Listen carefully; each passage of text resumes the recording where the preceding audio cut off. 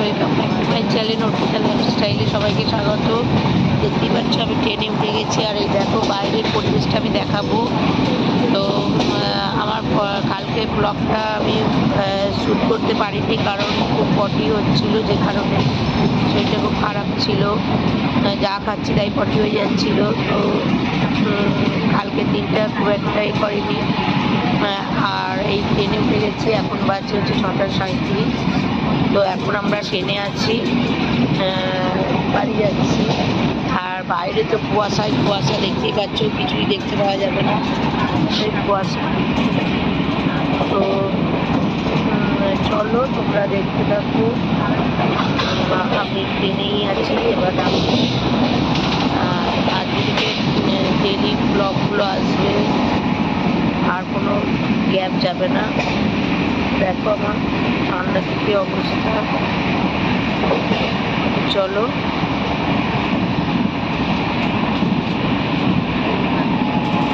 দেখো বাইরের ভিউটা কত সুন্দর লাগছে। এই সূর্য উঠছে, আস্তে আস্তে পরিষ্কার হচ্ছে।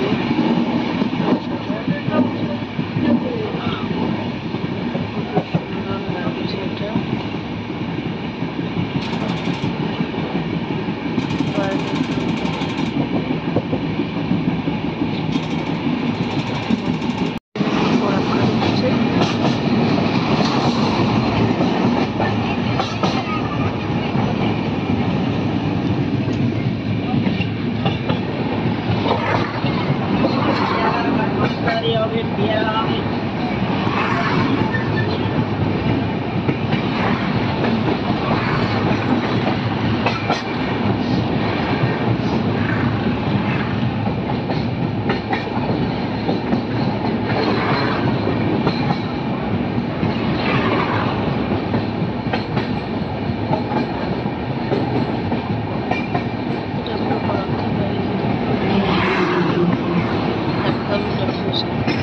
ঝড় মাঝখানে পড়েছে।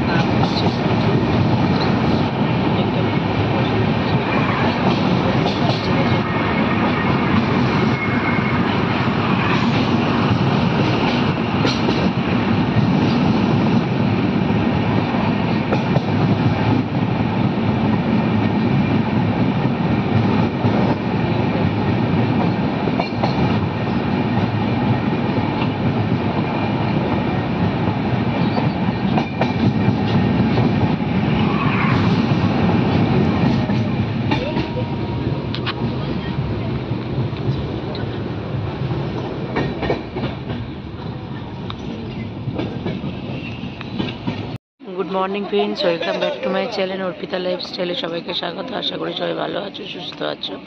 কালকে কোনো ব্লগ আমার যায়নি 2 দিন ধরে, কারণ শরীরটা ভালো ছিল না। কালকে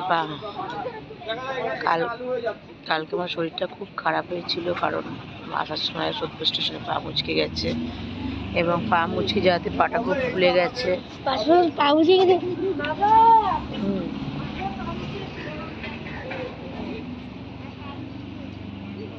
এবার পায়ে খুব ব্যথা ছিল, ওই জন্য আমি ওটা আপলোড করতে পারিনি।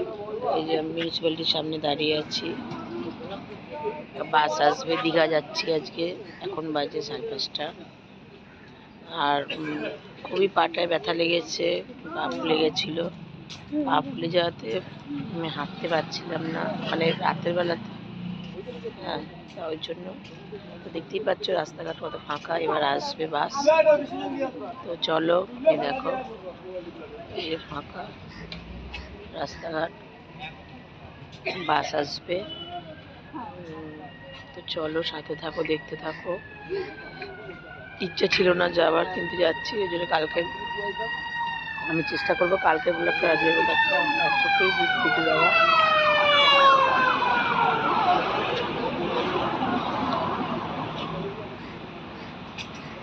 তো চলো, দেখতে পাচ্ছ এটা পিছনে পানিহাটি মিউনিসিপ্যালিটি, বলেই দিলাম। তো চলো, দেখতে থাকো। আর আমি যতটা পারবো দেখানোর চেষ্টা করব। আর কালকে কুর্তিটাই পরে যাচ্ছি, মানে ভালো লাগছে না তখন, কারণ মনটাও ভালো নেই আর তো ভালো লাগছে না। তো চলো, দেখতে থাকো। বাসে অনেকক্ষণ উঠে গেছি, বাসে অনেকক্ষণ উঠেছি, উঠে ঘুমিয়ে পড়েছিলাম। তো এখন বাসটা কোলাঘাটে এসছে। তো খেয়ে না বাবান কিছু তুমি, ঘুমিয়ে পড়েছিলাম। ঘুম থেকেই উঠলাম, কোলাঘাটে এসে বাইরেটা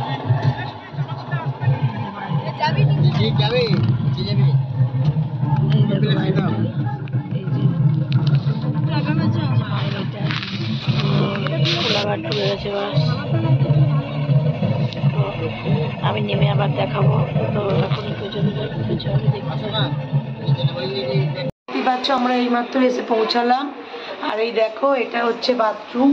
বাথরুমে সবই রয়েছে, আমি সবই তোমাদেরকে ঘুরে ঘুরে হোটেলটা দেখাচ্ছি। এটা আশা মুক্তি, তাই তো? আশা মুক্তি হোটেল, দীঘাতে আমরা এই হোটেলে উঠেছি। হ্যাঁ, তো বাসে প্রচণ্ড জার্কিং হয়েছে। হ্যাঁ, সাবান, হ্যাঁ হ্যাঁ হ্যাঁ, এনে এনে এনে এটা ওখানেই রেখে দে, সাবান কেসে। বাসে প্রচণ্ড জার্কিং হয়েছে। জার্কিংয়ে মানে এত শরীর খারাপ হয়েছে। বাবান তো 2-3 বার বমিও করেছে। আর একজন বাচ্চা, মানে ফ্যামিলিতে বাচ্চা ছিল, সেও বমি করছিল। একটু আমি ছেড়ে দিতে হবে, ও শরীরটা খুব খারাপ করে গেছে, উইক হয়ে গেছে।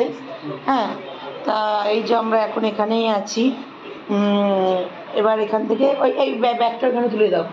এখান থেকে তারপর একটু বেরোবো। এই এসে পৌঁছালাম। তো একটু পরে আমি তোমাদেরকে দেখাচ্ছি হোটেলটা কীরকম। হোটেলটা পুরো ঘুরিয়ে দেখাচ্ছি, খুবই ভালো।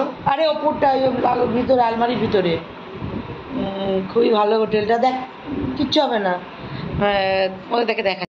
এই দেখো, এইটা হচ্ছে ঘর। ঘরের মধ্যে টিভি আছে, এসি, ফোন টোন সব আছে। এই যে ওয়ার্ড্রপ, এই যে এখানে বাথরুমে গিজারও আছে, বাথরুম আছে। আর এই যে ব্যালকনি এইটা। তো এই রুমটার ভাড়া মাত্র 600 টাকা। কেউ যদি এখানে আসতে চাও অবশ্যই আসতে পারো, পরিষেবা খুবই ভালো। আর দেখো, এই সাজার জন্য এখানেও একটা আয়না আছে, কেউ সাজগুজ করার জন্য। এই যে লাইটিং দেখতেই পাচ্ছ, বুঝতেই পারছো যে আয়না আছে এখানে একটা। তো চলো, এখন আমরা খেতে যাব নিচে, খেয়ে দিয়ে টিপি। তো চলো, খেয়ে দিয়ে আসি, তারপরে এসে আবার কথা হচ্ছে। দেখো, এই যে সন্ধ্যেবেলা বসে রয়েছি। এই যে সব সামনে গেছে, কি দাঁড়িয়েছে ওইদিকে, আমি যাইনি।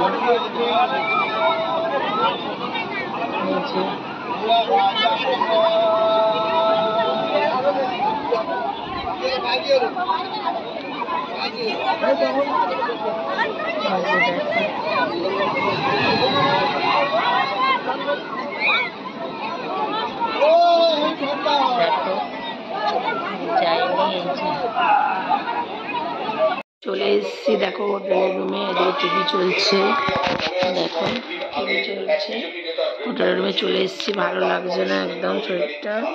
আমি স্নান করিনি, ওরা স্নান করছিল, আমি দেখছিলাম, কিন্তু আমি করিনি, কারণ আমার শরীরটা ভালো না, আর ইচ্ছাও করছিল না করাটার জন্য, সেই কারণেই করিনি। তো ওরা করছে, এরপর আমি যাব বাথরুমে স্নান করবো, দিয়ে শোবো, ওরা খেতে যাবে, আমি খাবো না আর কিছু, যা খাবো পরে খাবো, আর কিছু এখন খাবো না, এমনি খিদা নেই। এই চোখটা কুটকুট করছিল, বুঝতে পারছিলাম না কেন, এখন দেখি প্রচুর ধুলোবালি চোখের মধ্যে ঢুকে গেছে, সেই কারণে কুটকুট করছিল। ওখান থেকে ঘুরে আসার পরটা মনটা একদমই ভালো নেই, সেই কারণে যতই আমি কিছু করি না কেন, কাজ যতই আমি যেখানে যাই না কেন, মনটা ভালো লাগবে না। বসে আছি, চলো তোমরা দেখতে থাকো, সাথে থাকো। ফ্রেন্ডস, দেখতেই পাচ্ছ এইমাত্র আমি খেয়ে এলাম। এইমাত্র আমরা জল ঢালতে গেছিলাম মন্দিরে, ওই যে তারপর খেয়ে এলাম। ওইখানে শিবের মন্দিরে ওরা জল ঢালতে গেছিলো, ওখান থেকে খেতে গেছিলাম। যেখানে খেতে গেছিলাম খাওয়া দাওয়াটা সত্যি খুবই ভালো, 90 টাকা করে এক থালি নিয়েছে, খাওয়া দাওয়া খুব ভালো। তার দিয়েছিল শুক্তো, ডাল, আলু ভাজা, তারপর হচ্ছে মুড়ি ঘন্ট, ডিম এবং ভাত, ডাল, তরকারি, যত ইচ্ছা ততবার দেবে। খুব সুন্দর খাওয়া দাওয়া, খেয়ে খুব ভালো লেগেছে। আমরা ডিসাইড করেছি পরেও খাবো ওখানে। আর আরও যারা এসছে, আর একজন যারা এসছে তারা তো খায় নিরামিষ বলে খায়নি, ওরা কেক আর সরি ভেজ প্যাটিস খেয়েছে, নিরামিষ খাবে না, ওখানে ঠেকাঠেকি। তো দেখতেই পাচ্ছি আমি হোটেলে এসে এখন শুয়ে রয়েছি, শরীরটা একদম ভালো লাগছে না, পেটে আর পিঠ কোমরে খুব যন্ত্রণা করছে, পাটাও ব্যথা করছে। তো আমি ভাবলাম তোমাদের সাথে একটু গল্প করে আসি, তাই এলাম। তো চলো সাথে থাকো, দেখতে থাকো। রাতের ভিউটা কেমন লাগছে?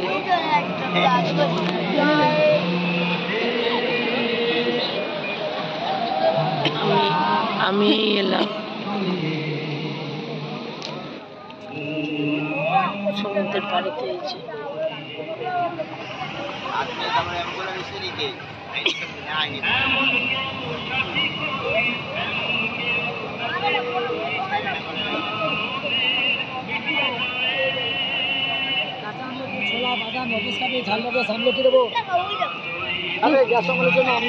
কাঁচা আমলকি দেখি কত?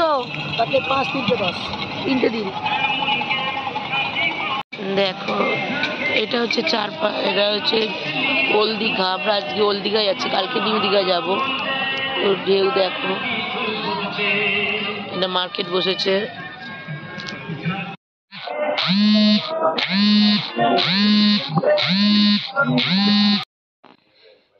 সো ফ্রেন্ডস, আমি এখন ঘরে চলে এসেছি, দেখতেই পাচ্ছ। আমি গেছিলাম অনেক লেট করে, সবাই ডাকছিল ফোন করে, তারপর গেলাম, একটুখানি ঘুরলাম, ঘুরে ওখানে একটু রিলস বানিয়ে এলাম। তারপর এখানে এসে তারপর ওখানে ব্রিজে ওখানে পাপড়ি চাট খেয়েছি, একটা দাদা খাওয়ালো। তারপরে গিয়ে এখানে এসে রুটি আর তড়কা খেলাম। আমরা যে হোটেল থেকে খাওয়া দাওয়াটা করছি, মানে বলে বোঝাতে পারবো না যে সেই হোটেলের খাওয়া দাওয়াটা কতটা ভালো, মানে সত্যি এটা বলে বোঝানো যাবে না, এতটাই ভালো। আমরা দুপুরবেলাও আমরা খেয়েছি ডিম থালি। হ্যাঁ, ওদের ওখানে ভাতের পরিমাণটাও অনেকটা বেশি দেয়, পরে যত ইচ্ছা ভাত ডাল সবজি নাও, তার জন্য ওটা কোনো এক্সট্রা টাকা নেবে না।